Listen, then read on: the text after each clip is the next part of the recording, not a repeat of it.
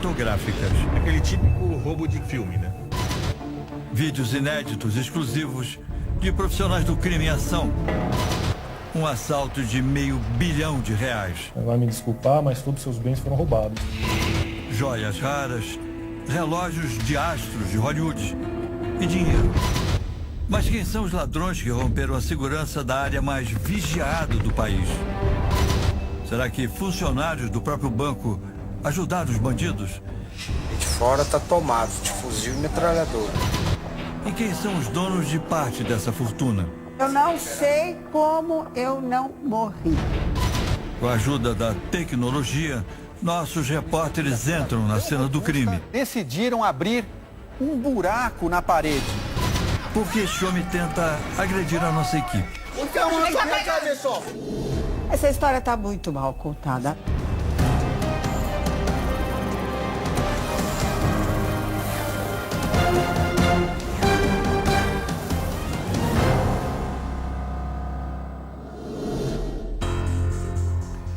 Boa noite.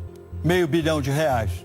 Essa é a cifra do maior assalto a banco da história do país. Um crime que poderia inspirar até filmes policiais de Hollywood. Mas aconteceu bem no coração de um dos maiores centros financeiros do mundo. A Avenida Paulista, aqui em São Paulo. Mas quem ousaria romper a segurança de um banco numa região tão vigiada? Quem teria um plano minucioso, capaz de desvendar senhas, violar cofres e roubar uma fortuna? Os repórteres Josmar Josino, Lúcio Sturme e Marcelo Magalhães tiveram acesso a imagens inéditas, exclusivas, dos bandidos em ação. São cenas cinematográficas que mostram cada passo dos criminosos até chegarem aos cofres e revelam como 2 funcionários da agência colaboraram com a quadrilha naquela noite. Com a ajuda da computação gráfica, você vai conhecer o subsolo do banco, onde os ladrões encontraram um verdadeiro tesouro, joias raras, relógios de R$500 milhão e dinheiro, muito dinheiro. Mas por que a maioria das vítimas desse assalto não prestou queixa à polícia? O que estaria por trás desse roubo milionário? As respostas agora no Repórter Record Investigação.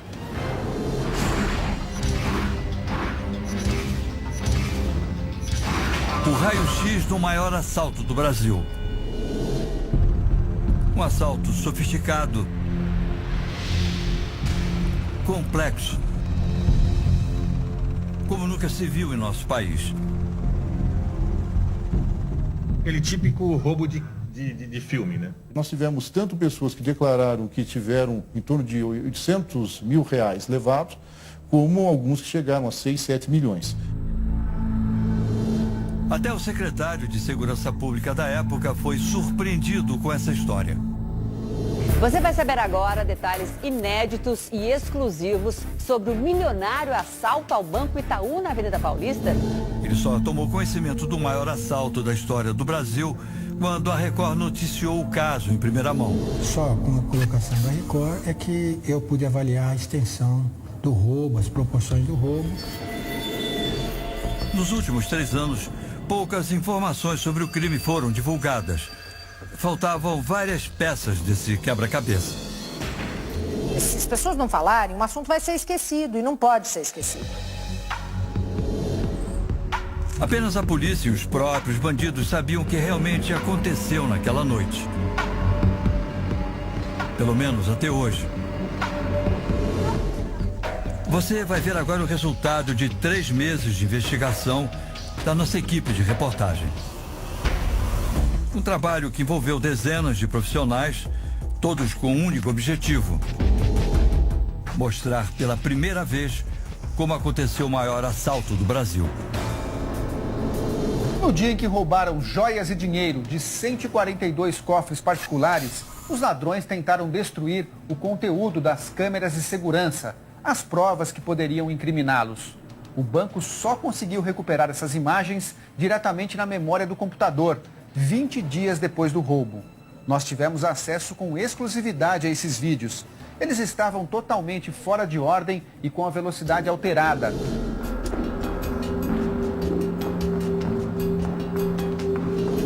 Foi preciso montar um quebra-cabeça para entender o crime, que até hoje continua cercado de mistério.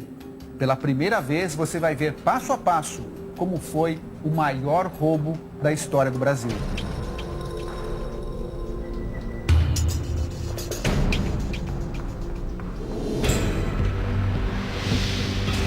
Banco Itaú, agência 262, Avenida Paulista, bem no centro financeiro de São Paulo. Estas são imagens de um sábado, 27 de agosto de 2011. Clientes usam os caixas eletrônicos normalmente. Esta câmera mostra as duas entradas do banco. No canto esquerdo ficam os terminais de autoatendimento, onde clientes podem entrar a qualquer hora. Do lado oposto fica o restante da agência, que está fechada. Aos sábados e domingos, apenas funcionários do banco com autorização prévia podem entrar nessa área. O circuito de segurança registra tudo o que acontece no saguão de 3 ângulos diferentes. Há câmeras também nas áreas internas do banco, onde a entrada é ainda mais restrita. Esta sala, por exemplo, serve de passagem para o subsolo do prédio, onde ficam a tesouraria e os cofres. Uma área onde pouca gente poderia entrar. Os cofres particulares são alugados para clientes que querem guardar objetos de valor. O aluguel é de R$ 800, além de mais 600 para manutenção. Como seria possível entrar no local tão protegido? Que tipo de criminoso teria coragem e capacidade para roubar um banco em plena Avenida Paulista? A polícia não tem dúvida. O assalto só seria possível com a ajuda de alguém de dentro, de um funcionário da agência.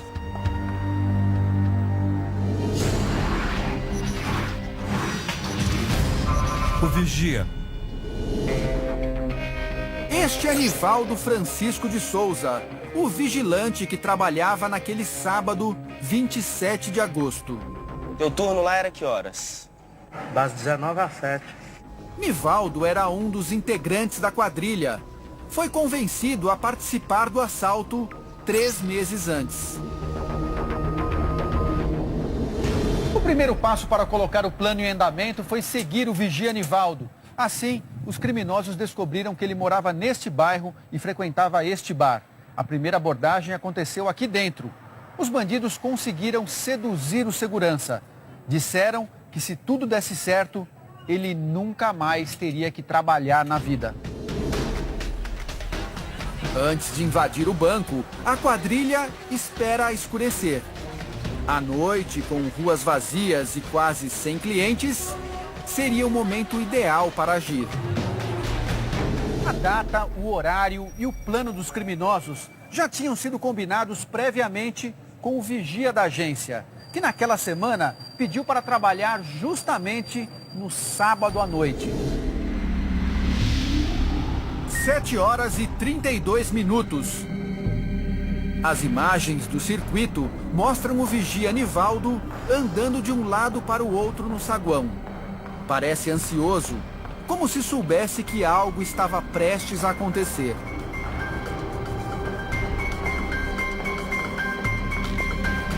Ele vai até os caixas eletrônicos, recolhe papéis, não consegue ficar parado. 8h10. 3 homens chegam e batem na porta da frente da agência. Um deles veste uniforme de operário. Outros suspeitos com a mesma roupa são flagrados do lado de fora da agência. Estas são as primeiras imagens dos ladrões. Repare que o vigia vai até a porta. Conversa com o grupo pelo vidro e volta com um papel na mão. O plano é fingir que os bandidos são trabalhadores e que vieram fazer serviços de manutenção na agência. Logo depois, Nivaldo faz uma ligação para a central de monitoramento do banco. Eles querem que a empresa de segurança acredite na farsa e autorize a entrada dos falsos operários. Nós também tivemos acesso à gravação da conversa entre o vigia e a atendente. Boa noite. Boa noite. Eu tenho um funcionário aqui, Manuel Cândido Pereira. O senhor é vigilante? Eu sou vigilante. Não conta. Seu nome, por favor? Nivaldo Francisco Souza. Nivaldo está nervoso. Confunde o nome da própria empresa. Qual que é a sua empresa, Nivaldo? É CSJ. CJF? Isso. Qual que é a agência que o senhor está? É Itaú Paulista, Banco Itaú. A conversa é interrompida por batidas no vidro da agência. Atrapalhado com a situação, o segurança troca o nome do falso funcionário. Nivaldo, qual que é o nome dele? É Manuel Joaquim Pereira. Quiser ir atender lá, enquanto eu estou procurando aqui? Tá ok. Neste momento, já são vários bandidos esperando na porta do banco. Um deles até espia pelo vidro o que está acontecendo.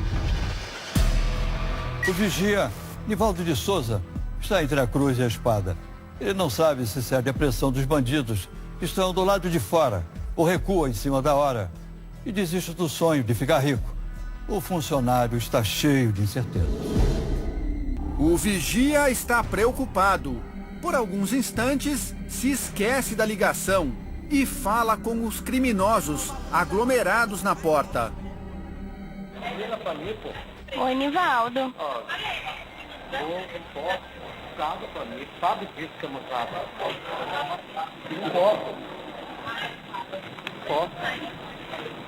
Alô? Me conhece lá, meu. A funcionária fica desconfiada. Quer confirmar os dados passados pelo vigia, mas ele se atrapalha mais uma vez. O nome da empresa é PABC? Não, é PAB. PBA, isso. Não, também não tenho, viu? Com tantas informações erradas, a atendente toma uma decisão. Não autoriza a entrada do bando, mesmo com a insistência de Nivaldo. E aí, como é que eu faço? Não libera. Estão aqui batendo no vidro aqui. Não libera. Tá ok. Depois da ligação, Nivaldo fica em dúvida. Tem medo de que o assalto dê errado e ele acabe preso. Mas os criminosos pressionam. Um dos homens vestido de operário vai até o vidro lateral e faz um gesto ameaçador para o segurança. Um ultimato para que ele colabore com a quadrilha. Do lado de dentro, Nivaldo agora está tenso. É neste momento, às 8h30 da noite, que mais um bandido entra em cena. Ao contrário dos outros, ele não veste uniforme, usa roupas pretas.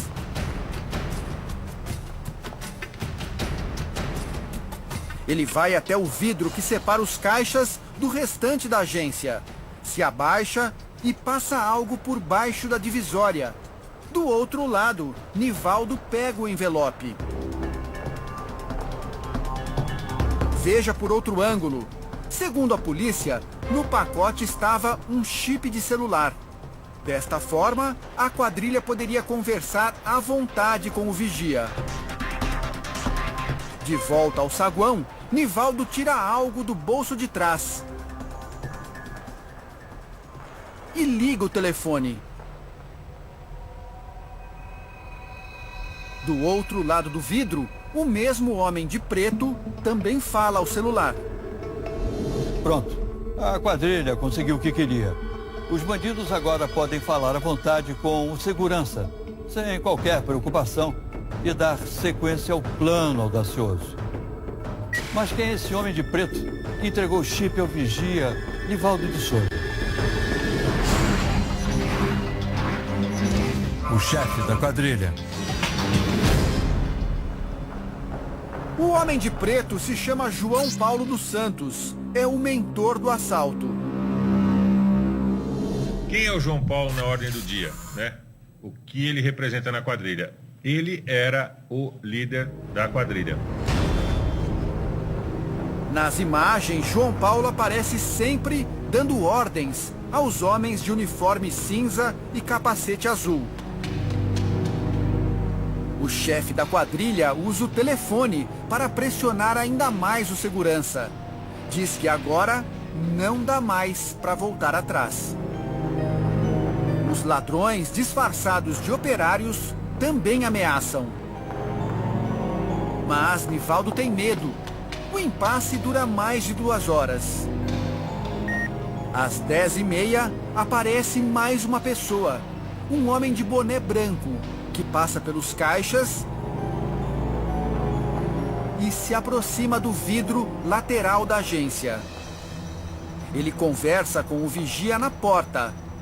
Neste momento, o plano da quadrilha parece voltar aos trilhos. Com a pressão dos bandidos, o segurança volta atrás e decide ajudar. Mas toda a negociação acaba atrasando o início do roubo. A quadrilha só consegue entrar no banco pouco antes da meia-noite. 11h50. Os bandidos quebram o vidro da rua lateral. Por este ponto, fora do alcance das câmeras, o primeiro integrante da quadrilha entra na agência. O equipamento grava o momento em que ele aparece no saguão. O vigia Nivaldo fala ao celular. Atrás dele, o homem de boné branco passa pela área restrita a funcionários. A imagem é captada por vários ângulos. Em entrevista ao repórter Jesus Mosquera, poucos dias depois do crime, o segurança disse que os assaltantes estavam armados. E eles estavam armados com o quê? Pistola. Não tinha ninguém com arma pesada? Falaram que tava do lado de fora. Falaram pra mim aí de fora, tá tomado de fuzil e metralhadora. Só que as câmeras mostram outra coisa. O homem de boné branco anda ao lado do vigia. Os dois estão quase abraçados. E o criminoso não tem nenhuma arma na mão. Ele vai até a entrada da agência e abre a porta para 2 comparsas. Um homem de boné preto e outro de camisa vermelha. Os dois entram e andam tranquilamente pelo saguão. Já sabem o que tem que fazer. A porta da frente continua destrancada. Caminho livre para os bandidos disfarçados de operários. O banco agora está cheio de criminosos. Um deles arrasta um móvel em direção às câmeras de segurança. O vigia Nivaldo fecha a porta de vidro e as câmeras são viradas para o teto.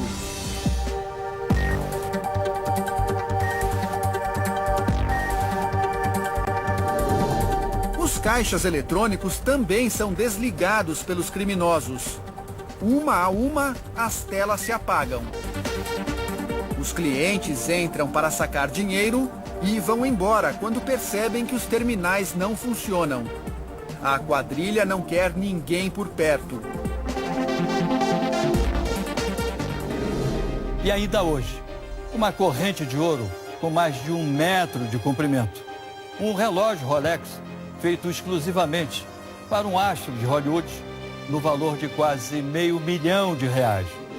É uma coleção que dá inveja? Dá para muita gente.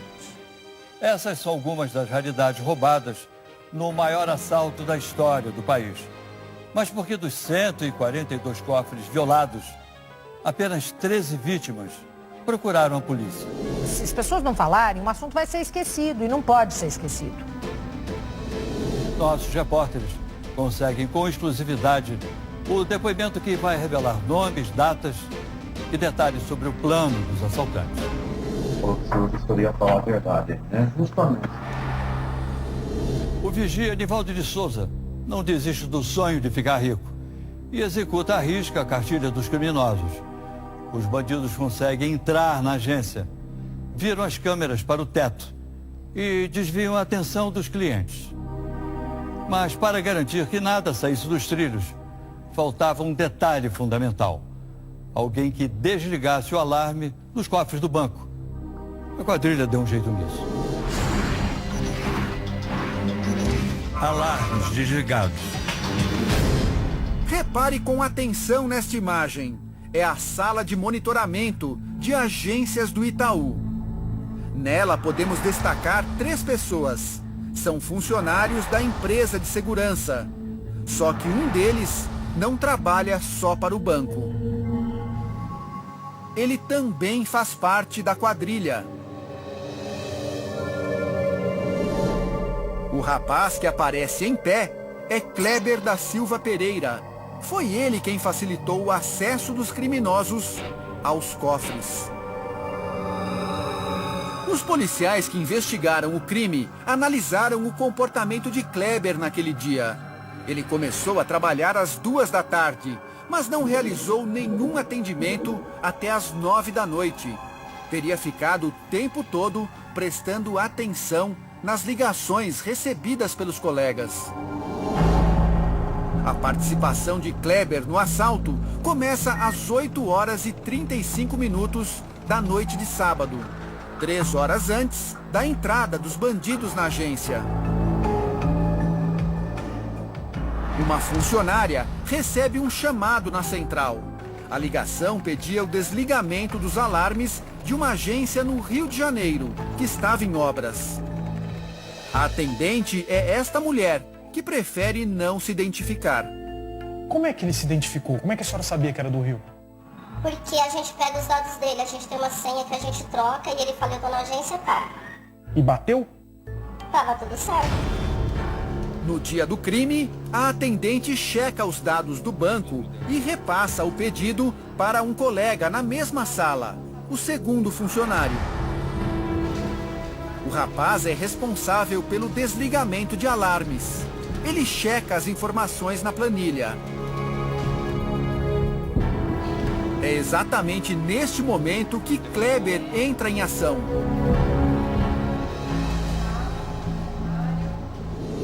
Ele está em pé, atrás dos 2 colegas. Observa atentamente o que eles fazem no computador e memoriza as informações. Ele ficou muito tempo, tipo assim, me observando se eu ia levantar do lugar. Porque ele queria fazer a operação da minha máquina. A senhora está falando de quem? Do Kleber. Do Kleber. Assim que os outros funcionários terminam o trabalho, Kleber volta ao seu computador. O comparsa da quadrilha inverte os dados da planilha. Resultado, em vez da agência no Rio de Janeiro, o sistema desliga o alarme da Avenida Paulista.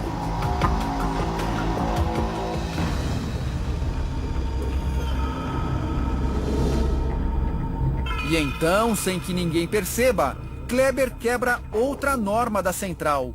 Usa um celular dentro da sala.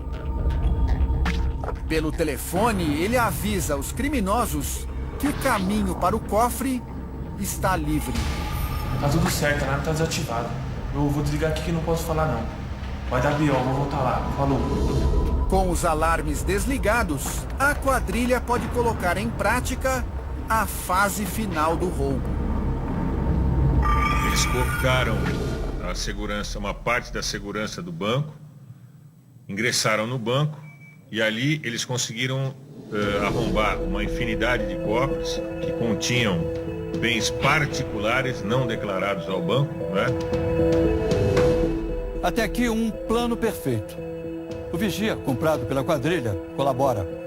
Os alarmes foram desligados pelo comparsa na central de segurança e os assaltantes ficam mais tranquilos dentro do banco. Chega enfim o momento pelo qual os bandidos tanto esperavam: abrir os cofres que continham milhões em joias e dinheiro. Com a ajuda da computação gráfica, é possível reproduzir pela primeira vez o cenário mais importante do crime: o subsolo, onde essa fortuna foi encontrada pela quadrilha. O roubo.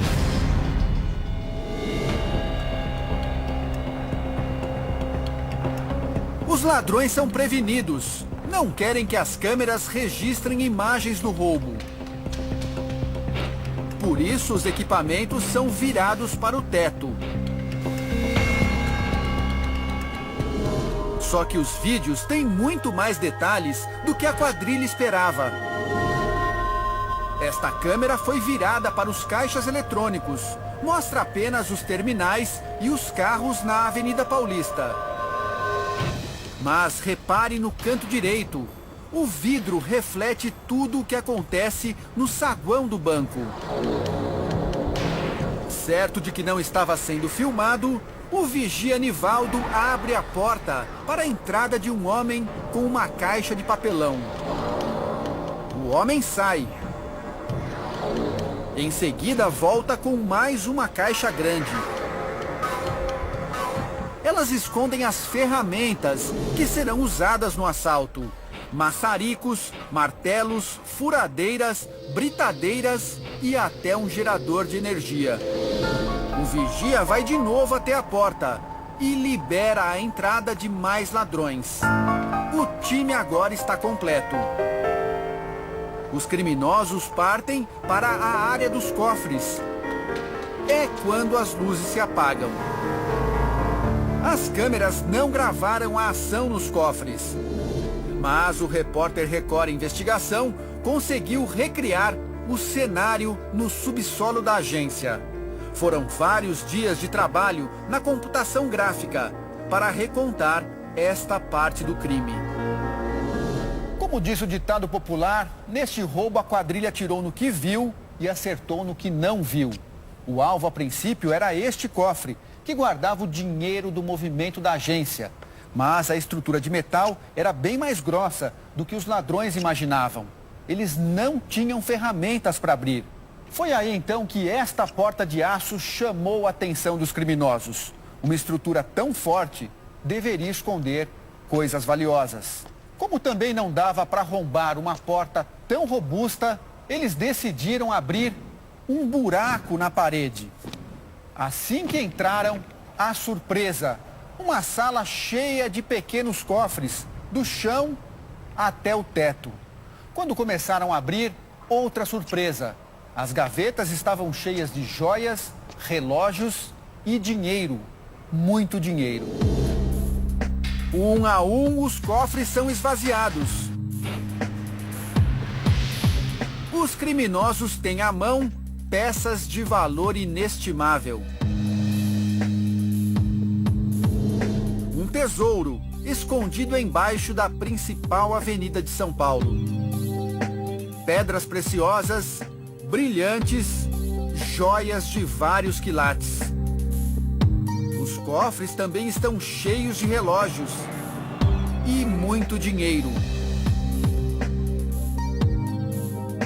A sorte parece estar a favor dos bandidos. O roubo até aqui deu mais certo do que eles previam. A quadrilha passa a madrugada inteira no subsolo do banco, abrindo um cofre atrás do outro. Ninguém arreda o pé. Eles chegam a pedir pizza dentro da agência. Mas quando o dia amanhece, a quadrilha tem um problema inesperado. Os bandidos estão mais do que satisfeitos com o sucesso da ação. Agora estão bilionários. Só que o dia está amanhecendo e o assalto se alonga mais que o tempo previsto. E o plano da quadrilha, de repente, sofre uma ameaça. A chegada do segurança, que ia trabalhar no turno da manhã. O refém.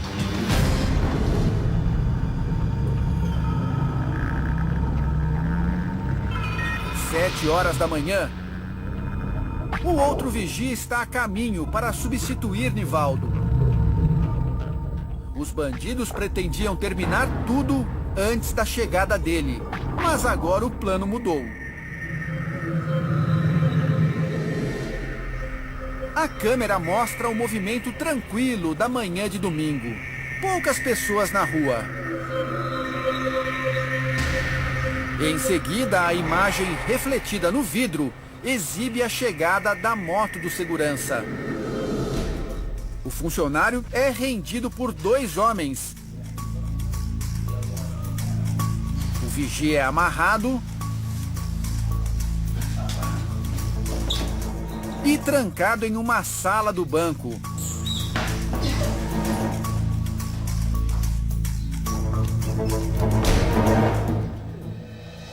Ele pede socorro, mas a sala tem isolamento acústico. O vigia da manhã fica preso até o fim do assalto.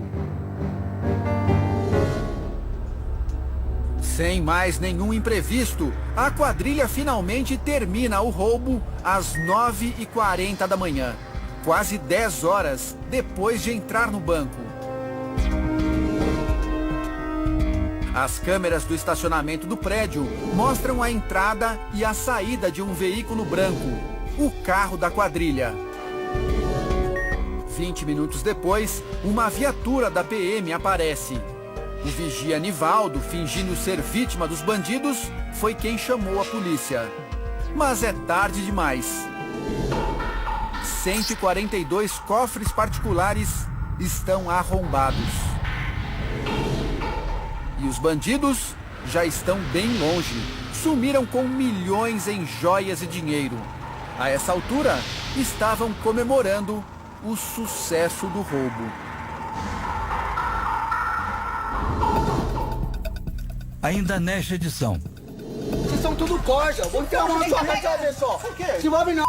Nossos repórteres enfrentam um momento de tensão durante as gravações. Quer saber se eu vou agredir? Você quer saber se eu vou agredir? O que teria acontecido? Porque este homem queria agredir a nossa equipe? Você vai entender essa história daqui a pouco. Um roubo cinematográfico, executado por profissionais do crime. A chegada do segurança da manhã não impede o plano dos ladrões. Depois de 10 horas dentro do banco, os bandidos saem com milhões em joias e dinheiro. Mas quem são os donos de parte dessa fortuna? Nossos repórteres vão atrás das vítimas do assalto. As fotos mostram casais dançando. Mulheres esbanjando elegância e glamour. Homens chiques e bem-sucedidos. Famílias com nome e sobrenome conhecidos em festas milionárias. Famílias de origem libanesa, famílias de origem italiana e algumas famílias tradicionais paulistanas. Essas imagens poderiam estar nas colunas sociais. Mas há 3 anos estão nas mãos da polícia. Elas ilustram a lista de bens roubados pela quadrilha na Avenida Paulista. Ali guardavam-se relíquias de família, eram mais de 3 gerações de bens. E tudo se foi, a história se foi. Eu não sei como eu não morri. Quem são as pessoas que perderam milhões no maior roubo da história do Brasil?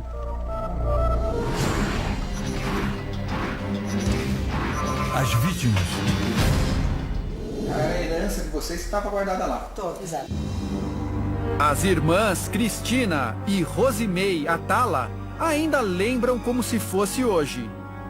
A minha irmã me deu a notícia por telefone, olha, o cofre da mamãe foi assaltado, o Banco Itaú foi assaltado e foi tudo. Elas são herdeiras de uma das famílias mais ricas de São Paulo. As duas nasceram em um casarão, na própria Avenida Paulista, onde hoje fica o prédio da Federação das Indústrias de São Paulo. O avô delas, dono de fábrica de tecidos, foi quem doou para o Corinthians o terreno onde foi construída a sede do clube no Parque São Jorge.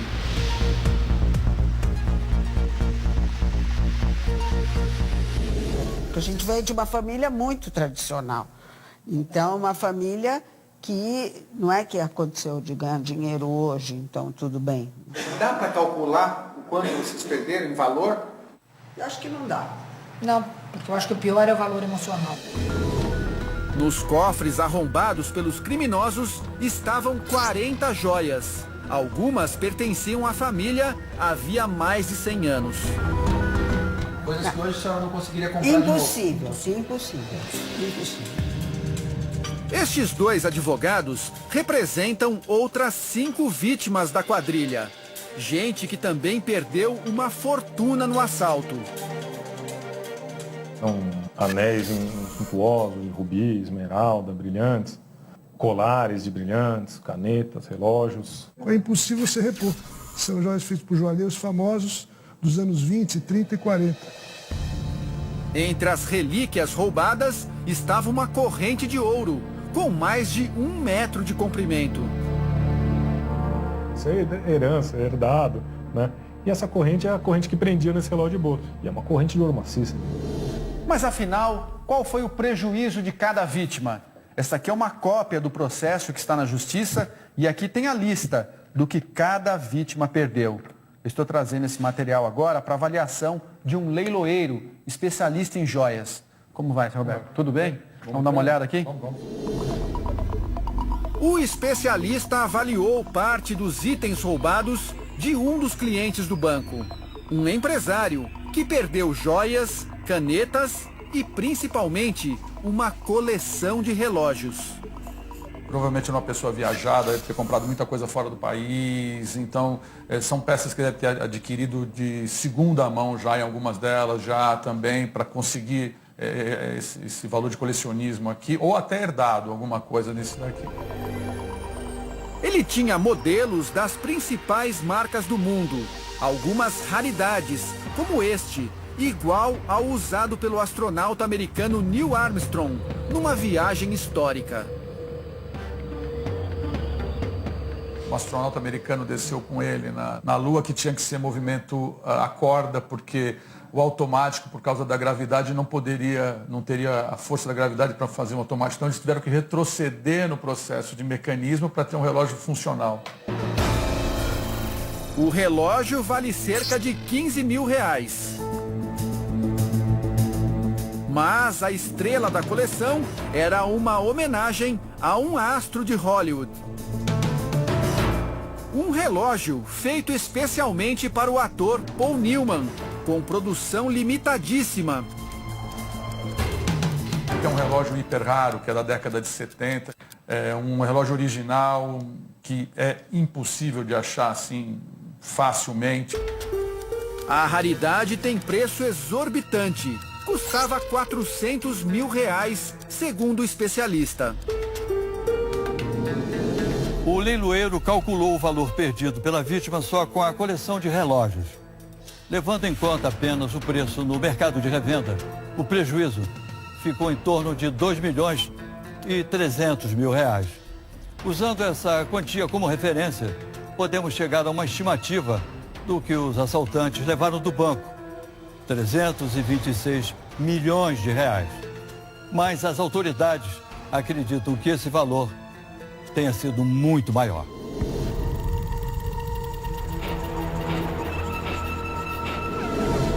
Este promotor que trabalhou no caso acha que o valor roubado é bem maior do que foi calculado pelo leiloeiro. Nós nunca conseguimos pegar, aproximar, mas em função do que aconteceu nas audiências, nós calculamos entre 100 e 400 milhões. A Justiça de São Paulo fez um cálculo ainda mais alto. O prejuízo pode chegar a R$500 milhões. O valor supera o montante levado do Banco Central de Fortaleza em 2005.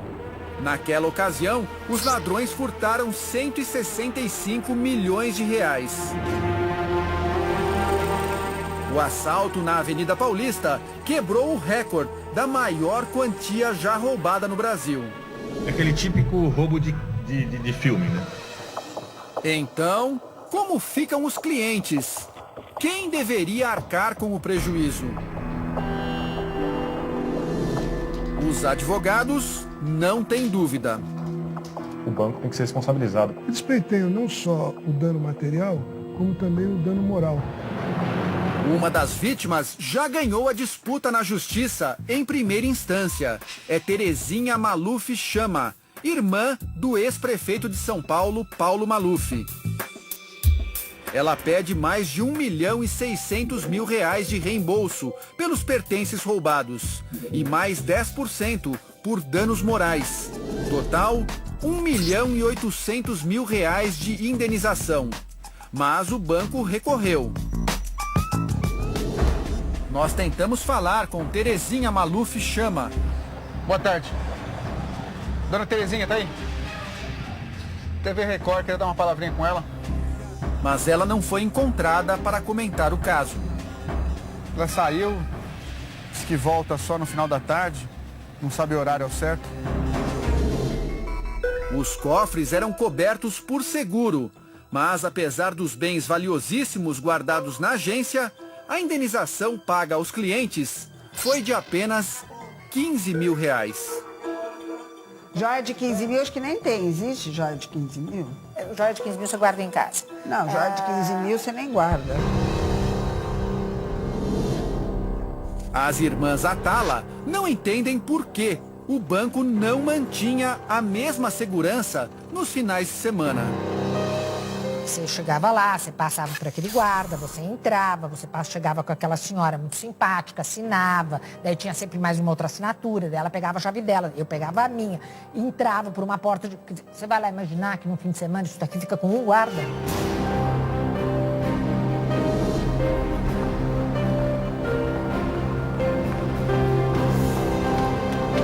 Eles ficaram 12 horas dentro da agência para fazer esse rolo. 12 horas. E tipo, mandar entregar pizza lá dentro.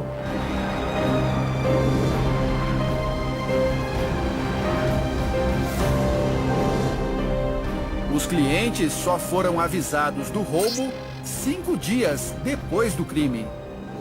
Você, numa situação de ter um cofre numa instituição de renome, que oferece serviço de segurança tremendo, lhe informar numa quarta ou quinta-feira de um assalto que aconteceu no sábado. Ele fala, olha, você vai me desculpar, mas todos os seus bens foram roubados. Num assalto que aconteceu no sábado. Pô, mas por que não me avisaram no sábado? Até hoje, quase nada foi recuperado. Apenas algumas poucas joias e uma quantidade de dinheiro em libra, a moeda britânica. Nada foi devolvido para vocês? Pelo banco, por incrível que pareça, a única coisa que eles devolveram foi uma coleção de moedas de ouro. Quando nós fomos lá no banco, eles não deixaram a gente entrar no banco. Eu falei, mas escuta, o ladrão veio aqui, rouba tudo e nós não podemos entrar para reclamar. A Polícia Civil de São Paulo reconheceu as próprias falhas. A investigação do crime só começou 8 dias depois do assalto. Tempo suficiente para que a maioria dos bandidos escapasse.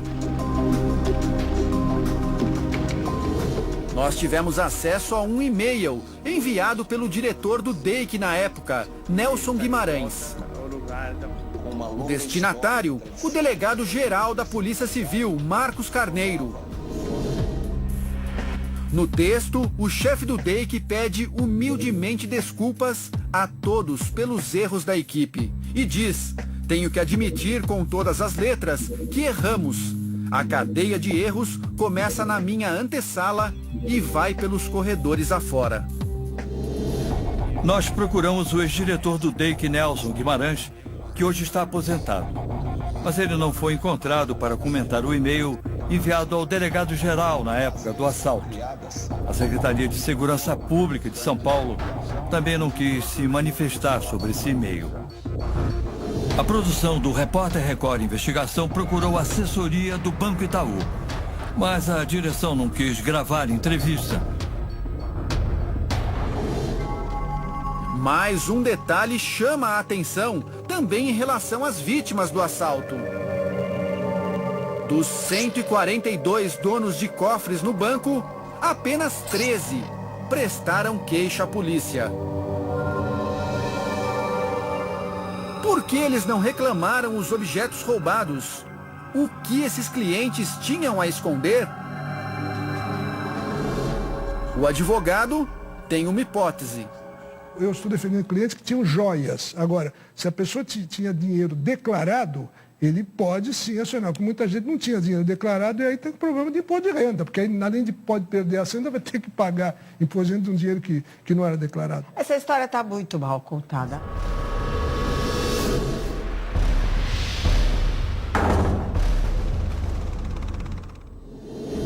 Os ladrões do maior assalto a banco da história do país já estão agora bem longe, fora do alcance da polícia. Eles entraram na agência com a ajuda de 2 funcionários e fugiram com milhões em joias, relógios e dinheiro. Mas os bandidos não contavam com a traição de um dos comparsas. Nivaldo de Souza, o vigia que sonhava em ficar rico, vai entregar a quadrilha à polícia. No vídeo obtido com exclusividade, o vigia descreve cada detalhe do plano dos assaltantes. A confissão. Lá no teu bairro, o senhor foi aliciado. De que forma que era a colaboração do senhor?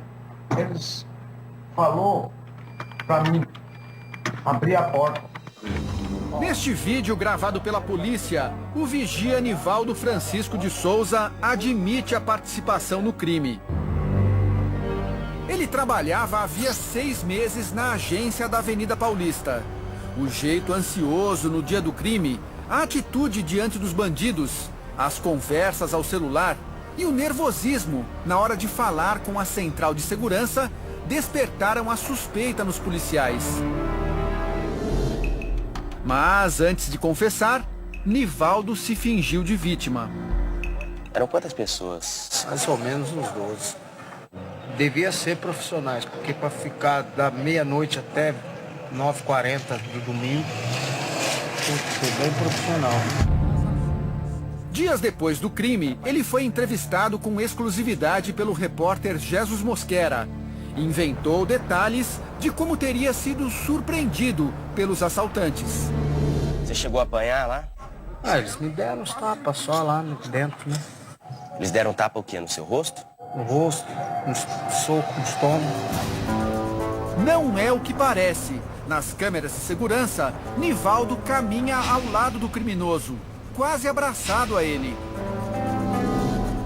Disfarçando a participação, Nivaldo contou como os comparsas agiram. E eles falaram o quê? Que queriam ir lá nos cofres alugados pelos clientes? Falaram nada. Mais uma vez, o vigia cai em contradição. Afinal, as imagens mostram que ele conversou várias vezes com os bandidos, até pelo celular. Entraram, foram direto, não me perguntou nada pra mim.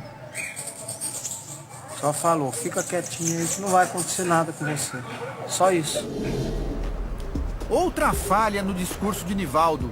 Os criminosos não entraram direto. O vigia aparece acompanhando a chegada deles na frente da agência. Eles levaram um monte de equipamento. Eu não vi que equipamento que é, né? Porque tava em caixa, né? Eles entraram pra dentro com várias caixas.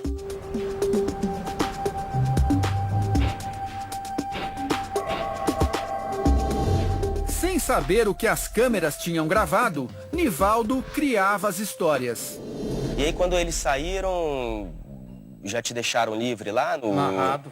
E aí você conseguiu soltar a amarra? Soltei porque era um era gravata, o outro era uma blusa, né? Aí eu abaixei a cabeça e desatei o nó com os dentes. Disse que quase morreu de medo. Passei noite de horror ali dentro. Ficou com medo na hora? Eu pensei que eu ia matar eu e meu colega. Será que Nivaldo estava tão assustado assim? O que dizer dos momentos de cumplicidade com os ladrões?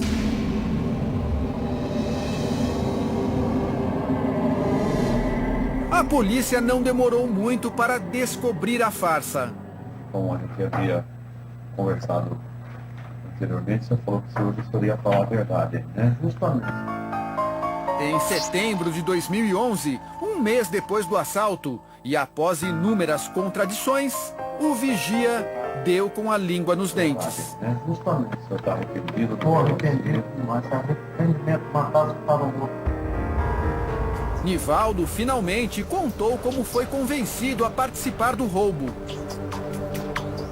Falaram que eles iam entrar lá, que já estavam me investigando, sabia o horário que saía, sabia o horário que chegava em casa, conhecia minha esposa, conhecia meus filhos. No próximo bloco, a descrição completa dos criminosos que planejaram um assalto milionário. Ele estava em companhia de quem? Um rapaz branco de boina. E como, ironicamente, um dos bandidos foi preso dentro de uma outra agência bancária.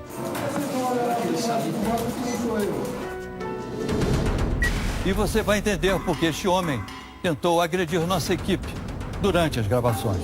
Vocês são tudo corja. Onde é uma sua ver só? O vigia Nivaldo confessa a participação no assalto milionário da Avenida Paulista. Está arrependido? Estou arrependido demais. Arrependimento matado que estava morto. Pressionado pelos policiais, ele entrega os comparsas, um a um. Quem falou que você estava lá? Cabeludo, magro, cabelão comprido. Segundo a polícia, o criminoso de cabelo comprido é Alessandro Fernandes. Ele só foi preso em Mairiporã, na Grande São Paulo, em agosto de 2012, um ano depois do assalto.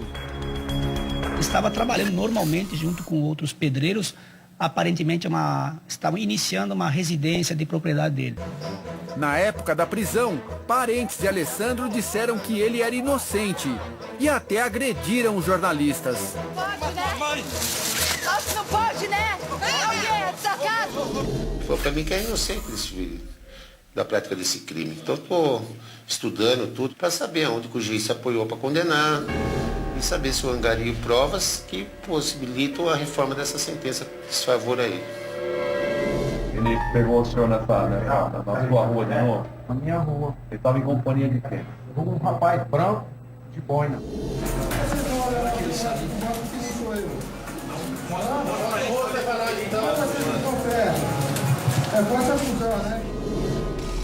João Paulo dos Santos nega até hoje, mas é um dos chefes da quadrilha, segundo a polícia e a justiça.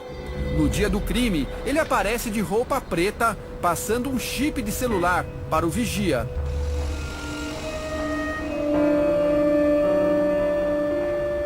João Paulo foi preso em novembro do ano passado.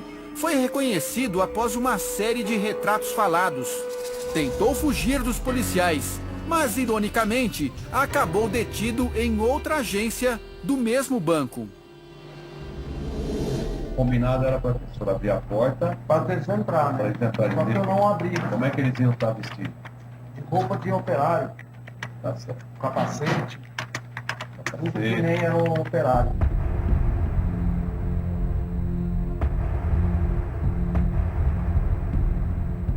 E eles falaram a respeito do alarme. O que eles disseram do alarme? Eles falaram para mim, os alarmes, quando a gente entrar, os alarmes vão todos desligados. O analista Kleber da Silva Pereira também foi preso e condenado. Ele negou ter desligado os alarmes da agência a pedido da quadrilha. No dia da confissão, o vigia Nivaldo explicou como foi seduzido pelos ladrões. Falou que o senhor ia ganhar o quê? Falou que eu ia ficar rico, nunca mais precisava trabalhar. No primeiro momento o senhor até topou, então. No primeiro momento a gente ficou empolgado, aceito. Só que depois do assalto, os bandidos sumiram. Depois do crime, o que aconteceu? Você encontrou os caras? Nunca mais vi, doutor.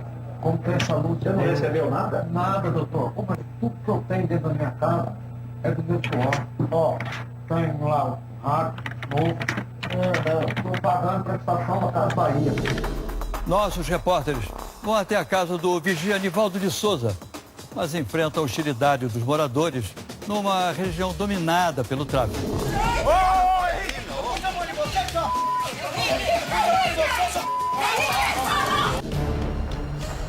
O vigia do banco, flagrado pelas câmeras de segurança, confessa que colaborou com a quadrilha durante o assalto milionário. Combinado era para a pessoa abrir a porta. Para eles entrar, né? Para eles entrarem. Só que eu não abri. Como é que eles iam estar vestidos? De roupa de operário.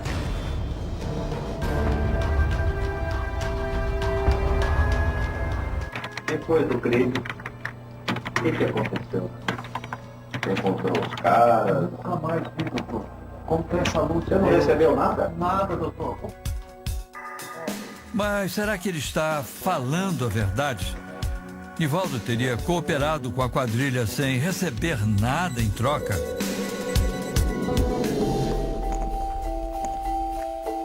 Para tentar descobrir o que realmente aconteceu, nossos repórteres vão até a casa do vigia, em um bairro humilde na zona norte de São Paulo. O simples fato de citar o nome do segurança já provoca a hostilidade dos moradores. Você sabe onde é? Então faz o trabalho. Não se envolve não com assunto não aí. Se envolve não. Se envolve não. Você perguntou pra... Eu falei, não vou fazer negócio disso aí não. Isso aí é ave de rapinha. Deixa ele fazer de rápido. Sem qualquer motivo, o homem xinga a equipe de reportagem. Eu tô te agredindo? Não falei nada de rapina, vocês são tudo corja. Vou ter uma sua casa só. Se envolve não. Você quer saber se eu vou agredir? Você quer saber se eu vou agredir? E de uma hora para outra, parte para a violência.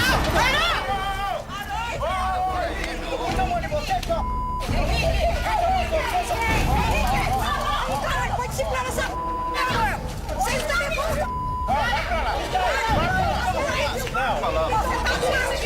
Você tira a mão de mim, tá? Eu vou tirar a mão de você. Você não vai, galera.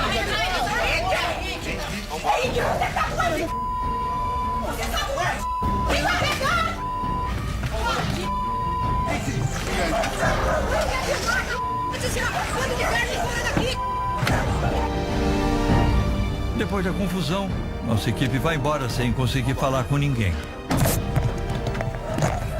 É que não vai dar pra gravar, né?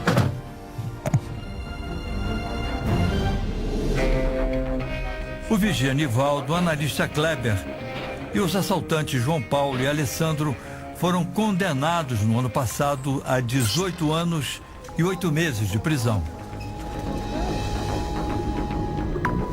No mesmo julgamento, outras 8 pessoas acusadas de participar no assalto milionário foram absolvidas. Este promotor que trabalhou no caso acha impossível que os 4 condenados sejam os únicos responsáveis pelo crime. E isso só foi possível por alguém que já estivesse com informações sensíveis. Por exemplo, tinha entrado nessa área de cofres antes. Não é possível que alguém conseguisse planejar tudo isso sabendo quais eram todas as etapas de segurança que estavam sendo canceladas sem conhecê-las minuciosamente. E uma nova denúncia confirma a suspeita do promotor. Policiais civis também teriam participado do assalto milionário e, com parte do dinheiro roubado, compraram imóveis na cidade americana de Miami. E uma nova denúncia confirma a suspeita do promotor. Policiais civis também teriam participado do assalto milionário e, com parte do dinheiro roubado, compraram imóveis na cidade americana de Miami. Nós entramos em contato com a Secretaria de Segurança Pública de São Paulo, que confirma. A Corregedoria da Polícia Civil está investigando desde outubro de 2013 o envolvimento de policiais no crime.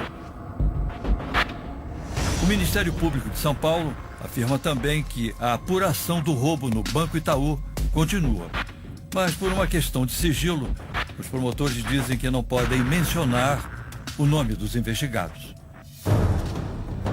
Enquanto isso, os homens que aparecem fazendo ameaças ao vigia e andando no saguão do banco continuam livres. Porque apenas 4 pessoas estão presas. Ficou empolgado. Onde foram parar os milhões em joias, relógios e dinheiro? Porque a maioria das vítimas não prestou queixa. Respostas que os bandidos não querem dar e que a polícia também não conseguiu descobrir. Todos têm apenas uma certeza. O assalto da Paulista vai ficar nos registros policiais como o maior roubo da história do Brasil. Se você quiser mais informações sobre o assalto milionário da Avenida Paulista, visite a nossa página no Portal R7. Lá você encontra um vídeo preparado especialmente para os internautas. Nossos repórteres mostram os bastidores do programa de hoje e também falam sobre os desafios nos 3 meses de investigação do crime. Obrigado pela companhia e até o próximo Repórter Record Investigação.